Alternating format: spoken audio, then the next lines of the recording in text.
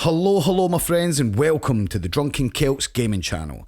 Now, forget Destiny, Diablo and The Division. Today we're going to be doing the top 5 underrated online co-op campaigns available now for PSN. Now, if I'm not mistaken, most of these, if not all, are cross-platform as well, so you should be able to pick them up whether you're an Xbox or PC. So, let's get started. Straight in at number 5 we have Origami. Now, Origami is a third-person stealth action-adventure game, and it's completely co-op, two-player through the whole campaign, and it's really good. The graphics are stunning, the sound and design is excellent, some of the levels are absolutely huge. You'll go through, I think it's about 13 different chapters, all with kind of big zones and areas, enemies that get stronger, different enemy types. A nice variety of mission backgrounds and stuff as well, and the actual gameplay is pretty tight, especially doing two player is the way this game I think should be played. One player's okay, but the added extra kind of wee buzz you get off the co-op is great. As I say, totally stealth orientated, you can upgrade your character throughout. There's plenty of exploration to be had in combat. As I say, you don't want to fight these guys head on, you're not going to last long, so stealth is a must. And if you like your stealth gameplay, old games like Tenchu and stuff like this, think co-op, beautiful graphics, wonderful world and setting. The story is a bit out there, but definitely one to have a look at and give a try if you like your stealth games. So, number 4. Now this one is Revenant from the Ashes. Now it's not long released, and although it's had a few problems at launch, this is a 3-player co-op action kind of adventure game, but it's got dynamically generated worlds that change with each time you play. I think there's over 100 varieties of enemies, and I think there's 20 bosses at the moment. I think they're going to be adding more for free, but 20 bosses at the moment that you'll not see through just one playthrough. Now think Dark Souls mixed with, I don't know, maybe even a bit of Bloodborne. It's definitely along those lines, and there's a lot of similarities between the games, but it's firmly kind of placed in the co-op realm here. Although you can play it solo, even the game developers say to get through the toughest challenges in the game you're going to need a team and to work cooperatively. Very dark settings, as I say, and the replayability factor is definitely there. As I say, that you can go 3 different classes, so one's more of a kind of tank type, you get a medium range and a long range combat, but the combat feels really good. The guns feel pretty amazing in this, and I'll be completely honest with you, I haven't spent as much time with this as I want to, but I'm definitely getting into it, and it's one to look on. I think it's a game that's just going to get better and better as time goes on. So that'll take us on to number 3, and that's Unravel 2. Now, if you've played the original Unravel, you're basically in for more of the same, except this time Yarny has a buddy, so you're going to be teaming up co-op all the way through the campaign, as I say. And again, like the original, it's absolutely beautiful. The artwork here is quite simply stunning. The different levels you'll go through, which are, by the way, bloody huge.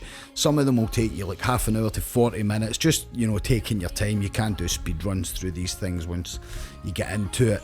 The only thing I would say about Unravel 2 is, the puzzles are never too demanding. You're going to get through this, and you could get through a whole playthrough, I think, in 4 or 5 hours probably.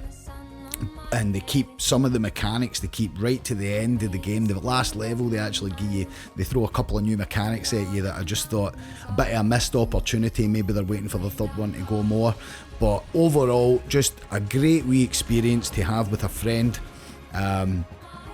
Even if it's too hard for them, there's ways you can jump on the other one's back and get through the harder sections if you want, if there's only one of yous. But as I say, there's some great wee platforming and puzzling sections in this. Absolutely stunning graphics, great sound and music as well. So if you like your platforming and a bit of puzzling, light puzzling, definitely give this one a try.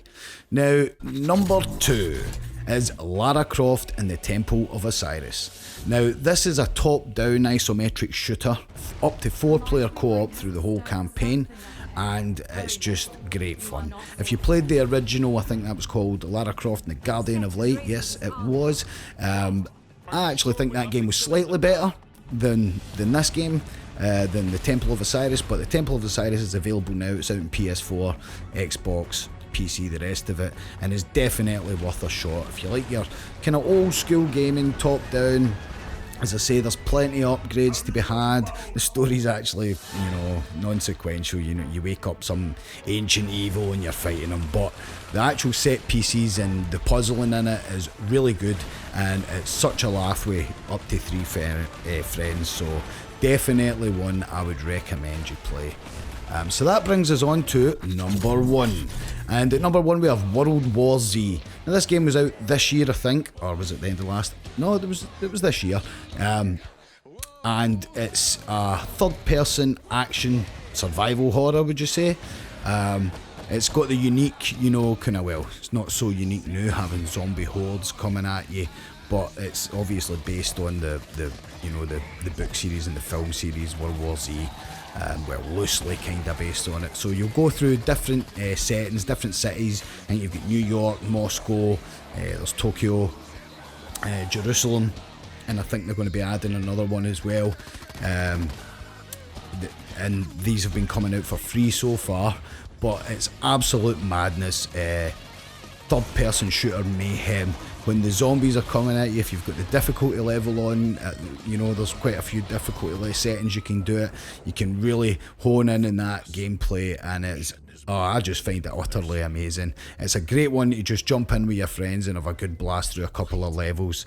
As I say, you can upgrade, there's different classes. You can also go different characters. They don't make much of a difference to your gameplay. It's all to do with your, you know, your class build that you select. You can also upgrade the guns, but just the actual gunplay mechanics and the way the horde, you get some defensive bits you'll have to do through the levels, and some of the set pieces you get into. Absolutely amazing. A total blast to have with a few friends. So there you go, that's my top 5 underrated online co-op campaigns. Please tell me, do you know any more? I'm especially looking at the PSN, you know, I could have easily filled this list up with the likes of Gears of War and Destiny and stuff like that. But as I say, I like to look for some of the wee hidden gems that we've maybe missed as the year's gone on, with so many great games coming out. So you can let me know in the comments what you think. Once again, remember to hit that subscribe button for more, and until then, stay safe, happy gaming, and I'll catch you.